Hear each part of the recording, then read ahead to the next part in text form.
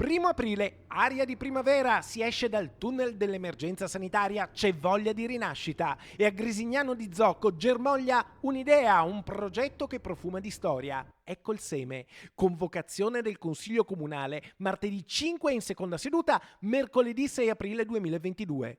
Tenete a mente queste date perché promettono di essere memorabili. Basta andare a scorgere gli argomenti all'ordine del giorno. Approvazione del piano di ristrutturazione aziendale denominato Antica Fiera del Soco SRL, interruzione della procedura di scioglimento e liquidazione e ripristino dell'attività sociale. Capito? Le prove ci sono davvero tutte. La Fiera del Soco, la più antica del Veneto, torna dopo gli anni bui della pandemia. Servono conferme?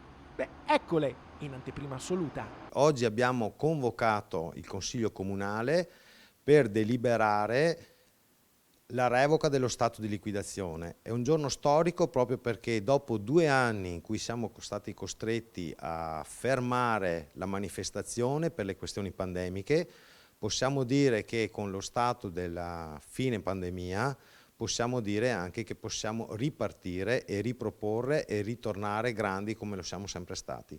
Insomma, la notizia è di quelle esplosive. Dopo 2 anni di epidemia viene revocato lo stato di liquidazione della società della Fiera del Soco. Possiamo riproporre la tradizione antica Fiera del Soco attraverso questo soggetto giuridico che è la nostra società che era stata posta in liquidazione, che quindi tecnicamente diciamo ritorna in bonis, ma significa nient'altro che di più di dire ritorna viva la nostra società per organizzare la fiera.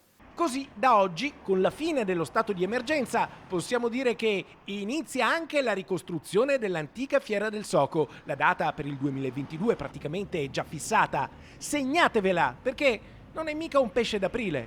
Quest'anno la fiera, l'edizione sarà dal 9 al 15 di settembre e la regola d'oro per noi è sempre la stessa. Il primo luni dopo Iotto è il luni della fiera e quindi con breve calcolo si può vedere che parte dal venerdì antecedente al giovedì successivo, quindi dal 9 al 15 vi aspettiamo tutti.